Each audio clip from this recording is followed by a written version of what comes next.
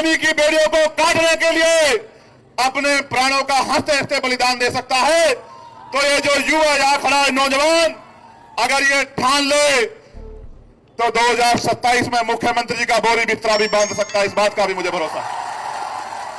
और मैं कहना चाहता हूं उत्तर प्रदेश की तानाशाही सत्ता से कि जुल्म जाति अन्याय अत्याचार की बेड़ी कटेंगी, नौजवान अंगड़ाई ले रहा है और वो अपने ऊपर हुए एक जुल्म का हिसाब 2027 में वोट के आधार पर करेगा। मेरी बात को आप याद रखना। आज जो धर्म के नाम पे वोट दे रहे हो, धर्म के नाम पे बेवकूफ बन रहे हो, जो धर्म के ठेकेदार चुनाव में आके आपको कहते हैं हमें वोट दे दो, 5 साल चुनाव के बाद आपकी बस्तियों में आते हैं क्या? ईमानदारी से अपना हाथ उठा के बताओ, आते हैं क्या चुनाव के बाद? चुनाव के बाद आते हैं क्या? जब आपको अपने बच्चे के लिए फीस की जरूरत होती है, कपड़े की जरूरत होती है, इलाज के लिए पैसों की जरूरत होती है, बेटी की शादी के लिए पैसों की जरूरत होती है, जब आपको घर बनाने के लिए पैसों की जरूरत होती है, तमाम जरूरतें होती है। कोई आता है कि नेता आपके घर? बताओ मेरी माँ बहनों, बताओ मेरे भाइयों, आता है क्या? क्यों नहीं आता? वो सुना है ना आपने कि मतलब निकल गया तो पहचानते नहीं। जब मतलब निकल जाता है, जब आप वोट उनको दे देते हो, फिर हम आपके हैं कौन? प्यारे साथियों, आज लखीमपुर की इस क्रांतिकारी धरा पर जब मुझे आपके बीच आने का मौका मिला है और आप इतनी बड़ी संख्या में अपना प्यार और आशीर्वाद देने के लिए आए हैं, तो अगले 40, 50, 60 मिनट मैं आपसे अपने दिल की बात रखूंगा और मैं आशा उम्मीद करूंगा नौजवानों से, मेरी मांओं से, बहनों से, बड़े बुजुर्गों से, इस मंच पर बैठे हर एक व्यक्ति से कि वो आने आज के बाद, यहां से जाने के बाद चैन से नहीं बैठेगा, वो गुलामी को समझेगा और गुलामी की बेड़ियों को काटने के लिए संघर्ष करेगा। प्यारे साथियों, मैं यहां के प्रशासन का भी धन्यवाद करूंगा जिन्होंने कल रात तमाम हाय हल्ला होने के बाद हमें परमिशन दी। मैं उनका दिल की गहराइयों से स्वागत करता हूं कि वो सत्ता के आगे इतने नतमस्तक है कि जो रैली कल होने वाली है उसकी परमिशन को रात को 7 बजे तक दबा के रखते हैं। मैं उनका बहुत बहुत धन्यवाद करता हूं और मैं उन तमाम अधिकारियों को यह कहना चाहता हूं कि हमेशा आजाद समाज पार्टी इस हालात में नहीं रहेगी। मेरी बात को आप याद रखना। और हमेशा जिनको जो आज आपके दफ्तरों में परमिशन लेके, आंख में आंसू लेके घूम रहे हैं कि हमें परमिशन दे दो, परमिशन दे दो, वो भी हमेशा इस हालात में नहीं रहेंगे। एक दिन आएगा कि जब उनकी गाड़ी रुका करेगी तो आप उनके सम्मान में अपने दफ्तर के बाहर खड़े हुआ करोगे। मेरी बात को आप याद रखना। प्यारे साथियों, हालात बदल जाएंगे, माहौल बदल जाएगा। अगर आप बदल जाओ और बदलाव की ठान लो तो उत्तर प्रदेश का मिजाज बदल जाएगा। मेरी बात को आप याद रखना। मैं आज सुबह शहीद आजम सरदार भगत सिंह जी से मिला। जब मैं उनसे मिला तो मुझे महसूस हुआ कि नौजवानों में कितनी शक्ति है। यहां बैठे हर एक नौजवान को मैं कहना चाहता हूं, जब मैं सुबह उनसे बात कर रहा था, एक क्रांतिकारी दूसरे क्रांतिकारी से उनको पढ़ने के बाद बात कर रहा था, क्योंकि मैंने जेल की काली कोठरियों में, जेल के अंधेरी रातों में 2 महापुरुषों को, बाबा साहब अंबेडकर और मान्यवर काशीराम, और उनके बाद अगर किसी नायक को पढ़ा है तो वो शहीद आजम सरदार भगत सिंह जी को पढ़ा। और आपको जान के अचरज होगा मेरे नौजवान साथियों कि शहीद आजम सरदार भगत सिंह जी ने 23 साल 5 महीने 26 दिन की उम्र में देश के लिए हंसते हंसते फांसी के फंदों को चूमा था। मातृभूमि की रक्षा के लिए, मातृभूमि को अंग्रेजों से आजाद कराने के लिए 24 साल से कम उम्र में अपने प्राणों का बलिदान दिया था। तो मैं सोच रहा था कि ये जो तमाम लोग कहते हैं कि चंद्रशेखर आजाद से तो नौजवान जुड़ा हुआ है, मैं ये कहना चाहता हूं, जब 24 साल का नौजवान अपनी मातृभूमि की रक्षा के लिए, गुलामी की बेड़ियों को काटने के लिए अपने प्राणों का हंसते हंसते बलिदान दे सकता है, तो ये जो युवा यहां खड़ा है नौजवान, अगर ये ठान ले तो 2027 में मुख्यमंत्री जी का बोरी बिस्तरा भी बांध सकता है, इस बात का भी मुझे भरोसा है।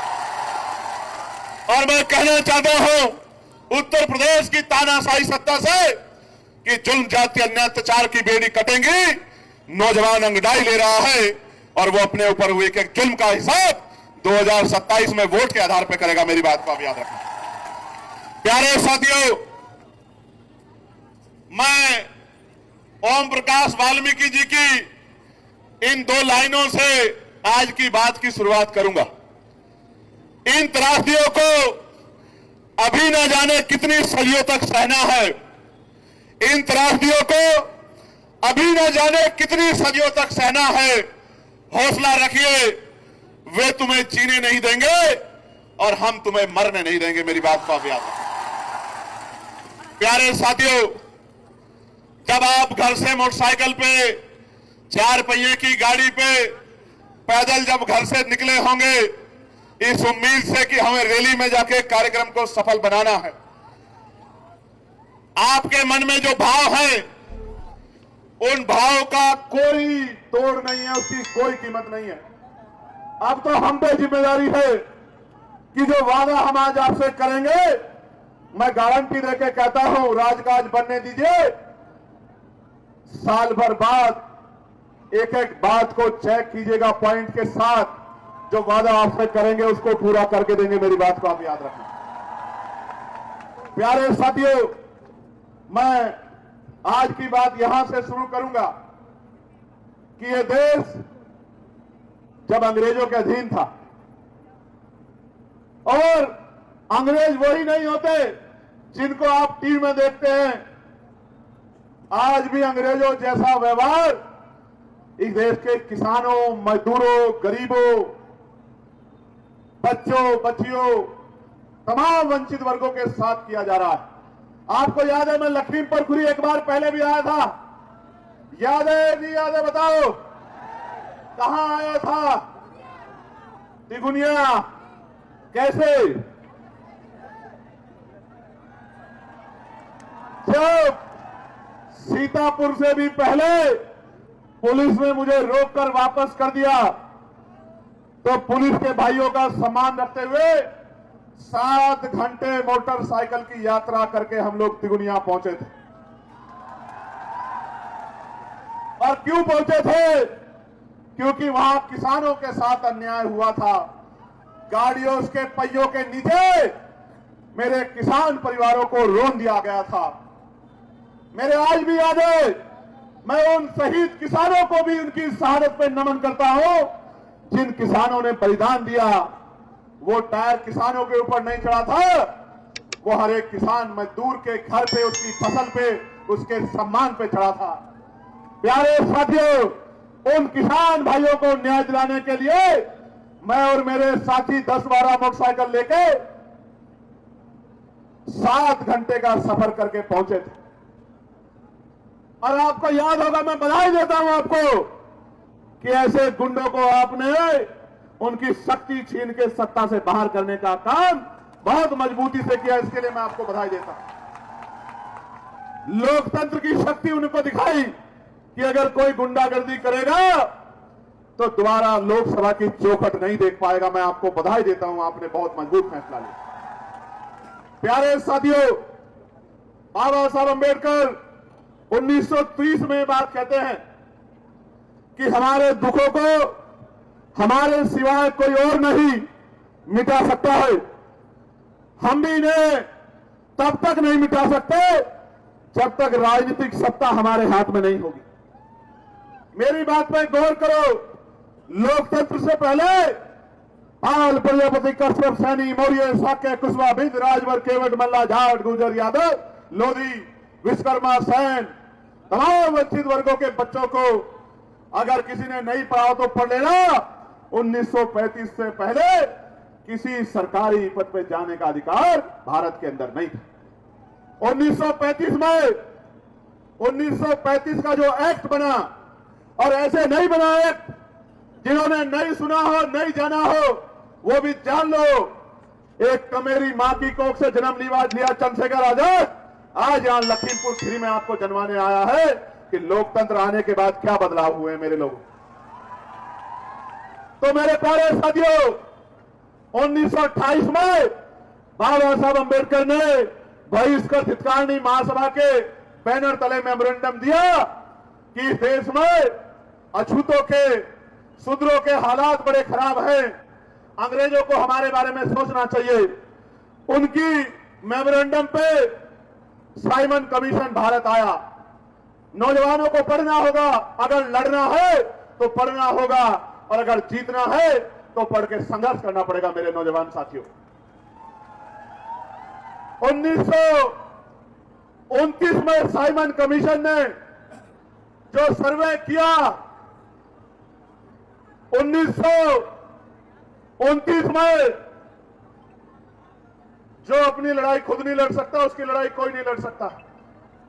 लड़ने मरने से अच्छा है लड़ो, लड़ो और तब तक लड़ो जब तक आप क्या तो हार ना जाओ या जीत ना जाओ, तब तक लड़ो। 1930 में साइमन कमीशन ने रिपोर्ट दी और 1930 में ही गोलमेज कॉन्फ्रेंस हुई। पहली गोलमेज कॉन्फ्रेंस में बाबा साहब अंबेडकर ने कमजोरों के लिए, महिलाओं के लिए, दलितों के लिए, पिछड़ों के लिए गोलमेज कॉन्फ्रेंस में उनके अधिकारों के लिए मांग उठाई। और मुझे बड़े तकलीफ के साथ कहना पड़ेगा कि महात्मा गांधी, जिनको देश ने राष्ट्रपिता बाद में माना, महात्मा गांधी उस समय कमजोरों के अधिकारों के खिलाफ खड़े हुए थे। यह बड़े तकलीफ की बात है, देश नहीं जानता है, लेकिन हमारे महापुरुषों ने जो संघर्ष किया है उनके द्वारा जो लिखा गया है उसको पढ़ के हमें जानकारी है कि कौन कहां खड़ा था। प्यारे साथियों, 30 में हुई, 31 में हुई, 32 में हुई गोलमेज कॉन्फ्रेंस। 3 गोलमेज कॉन्फ्रेंस के बाद पूना पैक्ट हुआ और 1935 का एक्ट बना। उस एक्ट में पहली बार तय हुआ कि भारत के लोग भी सरकारी सेवा में, क्लास 1 यानी कि सिविल सेवा में भागीदारी कर पाएंगे, हिस्सा बन पाएंगे। 1935 में पहली बार। प्यारे साथियों, आजादी मांगने से नहीं मिली, आजादी भीख नहीं है, आजादी करोड़ों लोगों के संघर्ष से जो शक्ति पैदा हुई, उस शक्ति का परिणाम है आजादी। प्यारे साथियों, बाबा साहब अंबेडकर ने संविधान में हर एक व्यक्ति को, बालिग व्यक्ति को वोट का अधिकार दिलाने का काम किया।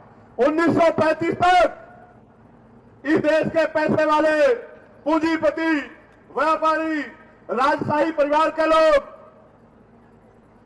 जमींदार, बड़े बड़े टैक्स देने वाले, बहुत पढ़े लिखे लोग वोट करते थे, जिनकी सारी संख्या 10% थी देश की आबादी की।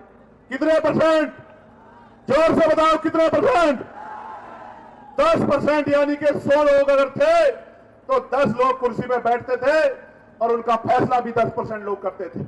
90% लोग ना कुर्सी में बैठते थे, ना कुर्सी में बैठने का फैसला करते थे। और मेरी बहनों को जानना चाहिए, पुलिस की बहनें जो आज यहां खड़ी है, उनको भी जानना चाहिए कि उन 10% में एक भी महिला नहीं थी, किसी भी जाति की और किसी भी धर्म, न वोट देने वाली, न चुनाव लड़ने वाली एक भी महिला नहीं थी। SC ST छोड़िए, OBC छोड़िए, अपर कास्ट जिनको तथाकथित अपर कास्ट कहा जाता है, सामान्य जाति जिनको कहा जाता है, नॉन SC ST OBC जिनको कहा जाता है, उन वर्गों की महिलाएं, मुस्लिम महिलाएं, सिख महिलाएं, जैन महिलाएं भी वोट ना करती थी, ना चुनाव लड़ सकती थी। ये तो भला हो बाबा साहब अम्बेडकर का कि देश के संविधान में महिलाओं को बराबर के अधिकार दिए और प्रधान से लेकर प्रधानमंत्री अगर राष्ट्रपति महिलाएं बनी तो बाबा साहब अम्बेडकर के संविधान की बदौलत बनी। आज अगर दरोगा बनी है, CO बनी है, इंस्पेक्टर बनी है, SSP बनी है, और जहां तक मुझे आइडिया है इस जिले की SSP शायद कोई बहन है, कोई महिला इस जिले की SSP आई थिंक, ख्याति गर्ग, अगर IAS IPS बनी, अगर सेक्रेटरी, चीफ सेक्रेटरी बनी, अगर पायलट बनी, इंजीनियर बनी, तो बाबा साहब अम्बेडकर के संघर्ष की वजह से बनी, किसी आशीर्वाद की वजह से नहीं बनी। तो प्यारे साथियों, ये जो वोट का अधिकार आपको दिलाया था, इसके बारे में आपको बताना चाहता हूं। अगर ये वोट का अधिकार नहीं होता तो ये बड़े बड़े महलों वाले, बड़ी बड़ी गाड़ियों वाले, बड़े बड़े बंगलों वाले, बड़े बड़े कुर्तों वाले, ये अमीर लोग कभी आपकी बस्तियों में पैर नहीं रखते। मेरे लोगों, आके चुनाव के समय आके ऐसे सर करते हैं, कहते हैं मेरी चाची हो, मेरी ताई हो, मेरी माँ हो, मेरी भाभी हो, मेरी बहन हो, मेरी बेटी हो, और कहते हैं कि हमारे सर पे हाथ रख दो, हम आपकी लड़ाई लड़ेंगे। ये अगर ताकत बनी है, जिन मोहल्लों में जाने के लिए गाड़ी का रास्ता नहीं है मेरे लोगों, जिन मोहल्लों में गंदगी है, नालियां साफ नहीं है, सीवर साफ पानी नहीं बाहर निकल पाता, निकासी की व्यवस्था नहीं है, जहां झोपड़ियां है, जहां टूटे हुए मकान है बिना प्लस्तर के, जहां गरीब माएं आंसू बहा रही है कि कब उनका जीवन बदलेगा, जहां मेरी बहनें इंतजार कर रही है कि उनकी किस्मत कैसे बदलेगी, उन बस्तियों में अगर आज कोई जाता है, कहता है ताऊ जी, चाचा जी, भैया जी, सर पे हाथ रख दो, चाय P low, cold drink P low, अपने घर का खाना खिला दो, नमस्ते करता है, सलाम करता है, ईद मनाने की बात करता है, दिवाली होली मनाने की बात करता है, तो ये इस वजह से करता है कि आपकी उंगली में वो ताकत है, जिसको चाहो कुर्सी पे बिठा दो और जिसको चाहे जमीन पे पटक दो। ये बाबा साहब अम्बेडकर की देखो। मेरे लोगों, सोच के देखो, अगर ये वोट का अधिकार चला जाए आपसे, जिस गांव में जिससे वोट नहीं होती, कोई छोटा चुनाव देख लेना प्रधानी का, उसके दरवाजे पे कोई नहीं जाता है। जाता है क्या? बताओ जोर से, जाता है क्या? आपके घर अगर कोई मेहमान आ जाए जिसकी वोट ना हो, क्या उसके भी कोई ऐसे ही पैर पकड़ता है क्या? क्यों नहीं पकड़ता? क्योंकि उस पर वोट। तो ये बाबा साहब अम्बेडकर ने ऐसा हथियार आपको दिया है, ऐसा हथियार दिया है कि ये करोड़ों रुपए से कीमती है मेरे लोगों। 5 किलो राशन पे, चंद पैसों पे, शराब पे भावनात्मक होके अगर आप अपने वोट को किसी को दे देते हो, तो आप अपने लिए खाई खोद लेते हो। वोट दो धारी तलवार है। अपने व्यक्ति को दिया जो आपकी लड़ाई लड़ रहा है, तो उसको ताकत मिलेगी, उसको ताकत मिलेगी, तो वो ताकत आपकी होगी। और गलती से कहीं किसी की बातों में आके किसी गलत आदमी को दे दिया, उसको ताकत मिलेगी, उसको ताकत मिलेगी, तो आपके बच्चों की शिक्षा, चिकित्सा, रोजगार को खत्म करके आपको अपंग बना देगा। मेरी बात को आप याद रखें। आज जो धर्म के नाम पे वोट दे रहे हो, धर्म के नाम पे बेवकूफ बन रहे हो, जो धर्म के ठेकेदार चुनाव में आके आपको कहते हैं हमें वोट दे दो, 5 साल चुनाव के बाद आपकी बस्तियों में आते हैं क्या? ईमानदार से अपना हाथ उठा के बताओ, आते हैं क्या चुनाव के बाद? चुनाव के बाद आते हैं क्या? जब आपको अपने बच्चे के लिए फीस की जरूरत होती है, कपड़े की जरूरत होती है, इलाज के लिए पैसों की जरूरत होती है, बेटी की शादी के लिए पैसों की जरूरत होती है, जब आपको घर बनाने के लिए पैसों की जरूरत होती है, तमाम जरूरतें होती है, कोई आता है क्या नेता आपके घर? बताओ मेरी माँ बहनों, बताओ मेरे भाइयों, आता है क्या? क्यों नहीं आता? वो सुना है ना आपने कि मतलब निकल गया तो पहचानते नहीं। जब मतलब निकल जाता है, जब आप वोट उनको दे देते हो, फिर हम आपके हैं कौन? हम आपके हैं। हां, फिर यही बात आती है, जब उन बड़े बड़े लोगों के दरवाजे आप जाते हो, तो वो दरवाजे से आपको लौटा देते हैं कि जाइए अपने घर, आप कौन? हम आपको नहीं जानते।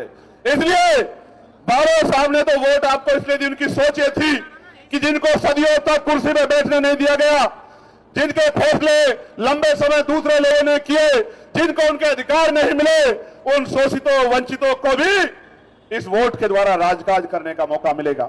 आप महसूस करके देखो वोट की ताकत।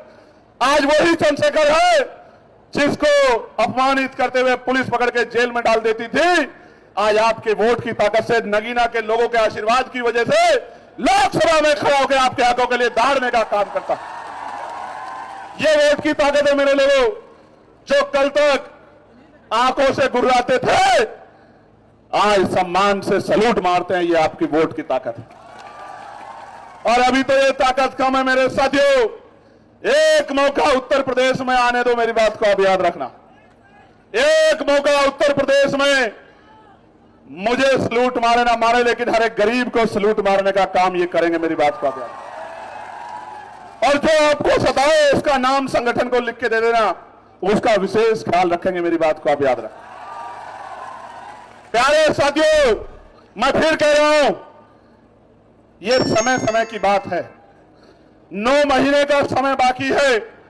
हो सकता है 9 महीने बाद ये नौजवान, ये सैलाब संकल्प लेकर अगर काम कर लेगा, तो हो सकता है हालात बदल जाएंगे। और जिनको आज परमिशन नहीं मिल रही है, उनकी परमिशन, उनकी सभा की व्यवस्था डीएम एसएसपी आके कराया करेंगे। मेरी बात को आप याद रखें। प्यारे साथियों, बाबा साहब का लक्ष्य था कि हम, जो मैंने पहले कहा कि हमारे दुखों को हमारे सिवा कोई नहीं मिटा सकता। आपके जीवन में जो गरीबी है, बेबसी है, लाचारी है, जमीन नहीं है, घर नहीं है, शिक्षा नहीं है, रोजगार नहीं है, तमाम परेशानियां हैं, बाबा साहब कहते हैं कि इनकी अपनी समस्या को आप वोट की ताकत से मिटा सकते हैं। और मान्यवर काशीराम साहब तो और बड़ी बात कहते हैं, वो ये कहते हैं जिनका राजकाज होता है उनकी बहन बेटियों के साथ अन्याय अत्याचार नहीं होता, उनको मूछे रखने पे उनकी हत्याएं नहीं होती, उनकी घोड़ियां नहीं रोके जाती, उनके साथ जुर्म जाति नहीं होती, उनको किसी के आगे हाथ नहीं फैलाना पड़ता। इसलिए मैं आपको कहने आया हूं, संघर्ष करने के लिए तैयार होना पड़ेगा। तैयार हो या नहीं तैयार हो बताओ? नहीं, आवाज कमाइए, जोर से दो। ये सरकार कितनी हितैषी आपकी जानना चाहते हो? जानना चाहते हो नहीं जानना चाहते बताओ? ये सरकार इतनी हितैषी है कि बाबा साहब अंबेडकर जी की जयंती 14 अप्रैल को आ रही है। आप अपने एसडीएम डीएम के पास जाना, थाने में जाना, इंस्पेक्टर साहब कहना कि साहब हम बाबा साहब की जयंती मनाना चाहते हैं। बाबा साहब जिन्होंने देश को संविधान दिया, बाबा साहब जिन्होंने गूंगों को जबान दी, बाबा साहब जिन्होंने कमजोरों को कुर्सी दी, लड़ने के लिए लोकतंत्र दिया, आगे बढ़ने के लिए संविधान में अधिकार दिए, अवसर दिए, उन बाबा साहब की जिनको आप भी मानते हो, देश के प्रधानमंत्री मानते हैं, होम मिनिस्टर भी कहते हैं मानता हूं, मुख्यमंत्री भी शीश झुकाते हैं, उन बाबा साहब की जयंती को मनाना चाहते हैं। मैंने आज ही पत्र लिखा क्योंकि मेरे पास 5000 से ज्यादा एप्लीकेशन आई कि भैया हमारे यहां परमिशन नहीं दे रहे हैं, हमारे यहां परमिशन नहीं दे रहे हैं। और ये आज से नहीं हो रहा है, इनसे पिछली 12 से 17 की सरकार में भी यही हाल था।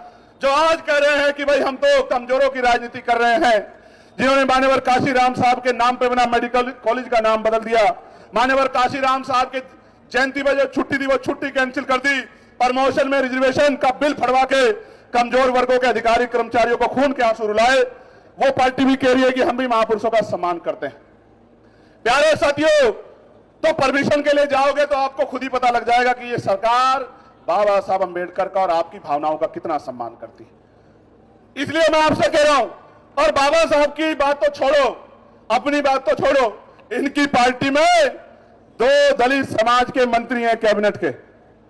एक ने कुछ दिन पहले कहा आगरा में कि साहब मैं 45 मिनट से बैठी हूं, कोई अधिकारी ही नहीं आया, कोई प्रोटोकॉल का पालन ही नहीं हो रहा है। और दूसरे अभी आए थे एक और जगह पर और 45 मिनट तक कन्नौज में बैठे रहे और जिलाधिकारी दफ्तर में एसी की हवा लेते रहे और अपमानित होकर चले गए, तो फिर मजबूरी में फोन करने का दिखावा करते रहे। इस सरकार में दलित मंत्रियों की ये हालात है। जब इनकी सरकार में इनके मंत्रियों की इज्जत नहीं है तो आपकी क्या होगी, आप खुद ही समझ कर देखो। और आगे बढ़ाता हूं, अभी आप तक नई बात पहुंची होगी। इनके एक मंत्री तो रोने लगे, बोले साहब हमारी बहन बेटियों पर अन्याय अत्याचार हो रहा है, सच है हो रहा है, मैं भी मानता हूं, लेकिन आप कुर्सी पे बैठ के क्या कर रहे हैं, निकम्मापन क्यों दिखा रहे हैं? इस्तीफा दीजिए, लात मारिए सरकार को। अगर आपके मंत्री होते 4 साल से आप मंत्री हैं, और अगर मंत्री रहते बहन बेटियों के पे अन्याय अत्याचार हो रहा है तो आप क्यों बैठे हैं कुर्सी पे? आपको कुर्सी को लात मारनी चाहिए। इनकी तो आपकी जगह हम होते तो लात ही नहीं मारते, उस कुर्सी पे पेट्रोल डाल के उस कुर्सी को जला देते जिस कुर्सी से अपने लोगों की मदद नहीं कर पाते। रो रहे हैं कि साहब अन्याय हो रहा है। अन्याय करने वाले कौन है? अन्याय करने वाले कौन है? दलित समाज के मंत्रियों के तो ये हालात है, पिछड़े समाज के मंत्री तो रो रहे हैं। लेकिन यहां लखीमपुर खीरी में भी एक पिछड़े वर्ग के विधायक हैं। लखीमपुर खीरी में भी इतना बड़ा समाज, पूरे प्रदेश में 40 से ज्यादा विधायक, 10 के करीब सांसद, और थप्पड़ लगा बहुत जोर की। आपने देखा था नहीं देखा था? उनकी गलती नहीं है। मैं दलित पिछड़ों को समझाता हूं, मुसलमानों की बात तो पीछे भी कर दो, मैं दलित पिछड़ों को समझाता हूं कि वोट आपका लेंगे और थप्पड़ भी आपको लगाएंगे। मेरी बात को आप याद रखना। और आज तक शायद कोई कार्रवाई नहीं हो पाई क्योंकि सरकार के मुख्यमंत्री के सजातीय लोगों का मामला है, तो फिर तो थप्पड़ दलित पिछड़ों को खाना ही पड़ेगा। वोट आपकी लेते हैं, वोट आपकी लेते हैं दलित पिछड़ों की, सरकार अपनी बनाते हैं, और उस सरकार में आपके मंत्रियों को और आपके विधायकों को थप्पड़ मार मार के गाल सुझा देने का काम करते। ये है ये सरकार, जिस सरकार को आप कमजोर वर्गों की सरकार इनके कहे पे मानने लग जाते हैं। प्यारे साथियों, इसलिए कह रहा हूं, मुझसे कई लोग कहते हैं कि चंद्रशेखर भाई आप डरते नहीं हो, ये आपकी हत्या कर देंगे, ये आपको साजिश करके झूठा मुकदमा लगा के जेल में डाल देंगे। कई लोग कहते हैं आप रात को आपको फोन करते हो, आप जागे हुए मिलते हो, सोते क्यों नहीं हो। मैं आज आपको एक सच बता देना चाहता हूं, सुनना चाहते हो? जोर से बताओ, सुनना चाहते हो? हाँ सुनो फिर। मैं जब सोता हूं तो 4 से 5 महापुरुष मेरे सपने में आते। जैसे ही मैं सोता हूं, कभी कोई से कभी कोई से, एक गए आंख लगी दूसरे आ गए। कभी राष्ट्रपिता ज्योतिबा फूले आते, कभी साहू जी महाराज आते, फिर बाबा साहब अंबेडकर आते हैं, फिर मान्यवर काशीराम आते हैं, फिर माननीय रामसुख वर्मा आते हैं और बार बार मुझसे कहते हैं कि जब यहां कमजोर वर्गों के लोग खून के आंसू रो रहे हैं, उनकी बहन बेटियों पर जुल्म जातीय अत्याचार हो रहे हैं, उनका नौजवान तबका बेरोजगारी के मार सह रहा है, थाने कचहरियों में उनकी सुनवाई नहीं हो रही है, तो तुझे कैसे नींद आ जाती है, तू क्यों सो रहा है? तो फिर मैं एकदम से जाग के खड़ा हो जाता हूं, फिर मैं उठकर बैठ जाता हूं। मेरे परिवार के लोग पूछते हैं क्या हो गया है, क्यों ऐसे अचानक उठे हो? तो मैं उनको एक ही बात कहता हूं कि अभी महापुरुषों का काम अधूरा है, उनके सपने अधूरे हैं, अभी सोने का नहीं जागने का समय मेरे लोगों। मैं आपको भी कह रहा हूं, वो बार बार मुझे जगाते हैं, मेरे कपड़े खींचते हैं, मुझसे पूछते हैं कि क्यों नहीं कमजोरों को इनका अधिकार दिला पा रहे हो। हमने लोकतंत्र दे दिया, हमने संविधान दे दिया, हमने अधिकार दे दिए, संगठन बनाना सिखा दिया, लोगों को भाईचारा बनाना सिखा दिया, गरीबों की जोड़ के ताकत बनानी सिखा दी। फिर ऐसी क्या बात है कि आप लोग इस राजकाज को बना के इन गरीबों को इनके अधिकार नहीं दिला पा रहे हो? तो फिर मैं सोचता हूं कि बात तो उनकी सही। मैं आपको भी पूछना चाहता हूं, क्या कोई कमी बाकी है अब हमारे संघर्ष में? आप बताओ, कोई ऐसी कमी जिसके बाद जिसको पूरा करना बाकी हो, जिसके बाद आप कमर कस लो? और जिस तरह 8 घंटे पेट पालने के लिए संघर्ष करते हो, तो 1 घंटा अगर आप दिन का निकाल के भाईचारा बनाने के लिए लोगों को जगाने का काम करते हो, मैं गारंटी से कहता हूं कि 2027 में ही बदलाव हो जाएगा और नीले पटके वाला आजाद समाज पार्टी का कोई ना कोई कार्यकर्ता 5 कालिदास मार्ग में बैठेगा। मेरी बात को आप याद रखना। और जिस दिन 5 कालिदास मार्ग में किसी किसान, कमजोर, दलित, पिछड़े, जाति के आधार पे नहीं, विचार के आधार पे, जाति वालों का तो मैंने आपको बता दिया कि डीएम नहीं आता, एसडीएम नहीं आता, एडीएम नहीं आता, एसएसपी नहीं आता, और थप्पड़ खाने पड़ते हैं और मंचों पे रोना पड़ता है। जो बाबा साहब फूले, साहू, पेरियार, काशीराम साहब के विचार को मानने वाला हो, जब ऐसा आदमी, ऐसा आपका बेटा, आपका भाई, आपकी बेटी जब 5 कालिदास मार्ग में बैठेगी तो जब बैठेगा, तो मेरी बात को याद रखना, आपको किसी दफ्तर के बाहर जाके लाइन नहीं लगानी पड़ेगी। मेरे लोगों याद रखना, जिस काम के लिए आज दफ्तरों के बाहर लाइन लगाते हो, वो काम करने के लिए अधिकारी आपके मोहल्ले में आके टेबल कुर्सी लगा के आपका काम किया करेंगे। मेरी बात को आप याद रखना। ये चंद्रशेखर आजाद का वचन है आपको, ये वचन है चंद्रशेखर आजाद का आपको। जिन अधिकारियों के दफ्तरों में आज इस सरकार में आप पूरे दिन कागज लेके बैठे रहते हो और कोई सुनने वाला नहीं होता, और अधिकारी बड़ा आदमी आता है, सीधा अंदर जाता, मिलके चला जाता है, और जब अधिकारी कमरे से बाहर निकलता है तो घूरते हुए कि पता नहीं कहां से आते हैं गरीब लोग।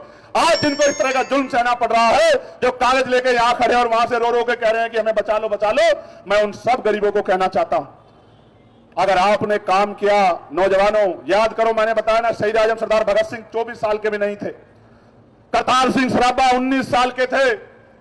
मैं आपको कहना चाहता हूं, अगर आपने अपनी शक्ति को पहचान लिया और मेरी बात पे पहरा देके आपने काम किया, भाईचारा बनाया, एक एक वोट को तैयार किया, संगठित करके आजाद समाज पार्टी का बटन दबाए, तो मैं आपको कहना चाहता हूं कि किसी गरीब को किसी अधिकारी के दफ्तर के बाहर बैठकर इंतजार नहीं करना पड़ेगा।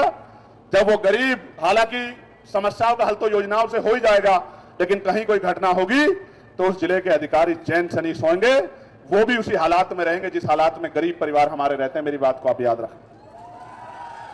प्यारे साथियों, यहां गुलदार की बड़ी समस्या है या नहीं है बताओ? मेरे यहां पर भी उधर नगीना में है। आपने देखा होगा 4-5 दिन पहले मैंने इस मामले को उठाया और मैं आपको बताना चाहता हूं सरकार किस तरह हमसे भेदभाव करती है। गौर से सुनो, इन बड़ी बड़ी गाड़ियों वालों को गुलदार कुछ नहीं कहता, नहीं कहता ना। आपने सुना भेड़िए ने, गुलदार ने किसी गाड़ी वाले को पकड़ लिया? नहीं पकड़ता ना। क्यों नहीं पकड़ता? कि बड़े बड़ी गाड़ियों वाले अपनी गाड़ी से निकलते हैं, साइकिल से, पैदल से, मोटरसाइकिल पे कौन निकलता है? आपके मेरे परिवार का व्यक्ति, किसान मजदूर निकलता है ना, उनके बच्चे बच्चियां। तो जब ये निकलते हैं तो गुलदार इनको उठा ले जाता है, इनको मार देता है। आपको जान के अचरज होगा, महाराष्ट्र में अगर कहीं गुलदार हमला कर दे, कोई वन्यजीवी हमला कर दे और किसी की जान चली जाए तो 20 लाख रुपए का मुआवजा मिलता है। कितने लाख का? 20 लाख का।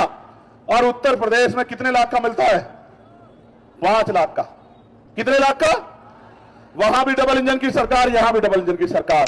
और 2023 में केंद्र की सरकार ने 5 लाख की राशि बढ़ा के 10 लाख कर दी थी, लेकिन उत्तर प्रदेश की निकम्मी सरकार ने, ढोंगी सरकार ने 5 लाख रुपए से एक पैसा नहीं बढ़ाया, जबकि दूसरी जगह पे 20-20 लाख रुपए मिल रहे हैं। मैं आपको बताना चाहता हूं, उनको पता है गुलदार किसी अमीर को, किसी नेता को, किसी पैसे वाले को नहीं ले जाता, उसके बच्चों को नहीं मारता, गरीबों को, किसानों मजदूरों के बच्चों को मारता, तो मारने दो। इनकी जान की कीमत सरकार की नजर में 5 लाख रुपए। प्यारे साथियों, यह भेदभाव इस सरकार में हमारे और आपके साथ हो रहा है। अभी मैंने 3 दिन पहले जिनको राशन डीलर कहते हैं उन भाइयों की आवाज उठाई। महाराष्ट्र में 2.25 रुपए करीब उनको जो है लाभांश कमीशन मिलता है। उत्तर प्रदेश में 90 पैसे मिलता है। जब 90 पैसे मिलता है, कई जगह पे देखा गया कि मजबूरी में वो कुछ राशन में से कटौती करते हैं जो राशन मिल रहा है। मैंने मांग उठाई कि उनको 90 पैसे की जगह 3 रुपए लाभांश कमीशन मिले, जिससे वो जो अनाज ऊपर से आ रहा, पूरा का पूरा अनाज गरीबों के घरों तक पहुंच सके, उनके बच्चों के पेट तक पहुंच सके। प्यारे साथियों, किसानों की बिजली का बिल माफ हो, 2022 में सरकार ने वादा किया था बिजली का बिल माफ करेंगे, उनका कर्ज माफ करेंगे। अभी 5-6 दिन पहले मैंने पार्लियामेंट में जोर शोर से आवाज उठाई कि आप कह रहे थे बिजली का बिल माफ करेंगे, आप कह रहे थे हम उनका जो आमदनी दोगुनी कर देंगे, आप कह रहे थे उनका कर्ज माफ करेंगे। ना तो बिजली का बिल माफ हुआ, ना कर्ज माफ हुआ, ना उनकी आमदनी दुगनी हुई। और तो मैंने वो वीडियो जरूर देखी है जब लखीमपुर खीरी में किसान लाइन लगा के जाते हैं और सुबह से 4 बजे से लग जाते हैं यूरिया और डीएपी के लिए, और पुलिस उनको लाठी बजा बजा के भीड़ को कंट्रोल करने के लिए उनके हाथ पैर तोड़ने का काम करती है। वो वीडियो जरूर मैंने अपनी आंखों से देखी। ये सरकार है जो कहती है हम किसानों के हितैषी। प्यारे साथियों, अभी कुछ दिन पहले, क्योंकि मैं छात्र राजनीति से आया हूं और छात्र राजनीति की इंपोर्टेंस को समझता हूं, हमने पार्लियामेंट में यह लेटर लिख के दिया था मिनिस्टर को कि उत्तर प्रदेश के विश्वविद्यालयों के अलावा विद्यालयों में छात्र संघ चुनाव नहीं हो रहे हैं। नेता का बेटा नेता बन रहा है, एमएलए का बेटा एमएलए बन रहा है, एमपी का बेटा एमपी बन रहा है, चेयरमैन का बेटा चेयरमैन बन रहा है, गरीब का बेटा झंडा उठा रहा है। हमने कहा कि छात्र संघ चुनाव बहाल होने चाहिए। जो गरीब प्रतिभाएं ग्रामीण क्षेत्रों की वो विद्यालय से सीख के आएंगी, और जब सीख के आएंगी तो एमपी एमएलए बन के, चेयरमैन बन के अपने लोगों को, अपने क्षेत्र के हालात को बदलने का काम करेंगे। और मैं आपको विश्वास दिलाता हूं, हमारी पार्टी पढ़े लिखे नौजवानों को, चाहे वो गरीब परिवारों के क्यों ना हो, उन तमाम नौजवानों को मौका देगी जिनके अंदर लड़ने की क्षमता है लोकसभा और विधानसभा में, कि वो जाए और अपने क्षेत्र की समस्या का हल विधानसभा लोकसभा में जाकर करने का काम करें। नौजवानों को पर्याप्त हिस्सेदारी आजाद समाज पार्टी आने वाले विधानसभा चुनाव में, पंचायत चुनाव में देगी। मेरी बात को आप याद रखना। ये ऐसा राम राज्य का सरकार चल रहा है कि यहां निर्दोष जेलों में हैं और जिनको बलात्कार के आरोप में सजा हो गई है वो मंदिरों में जाके उनकी पूजा हो रही है। अगर आपको भरोसा नहीं तो कुछ दिन पहले का अखबार देख लो।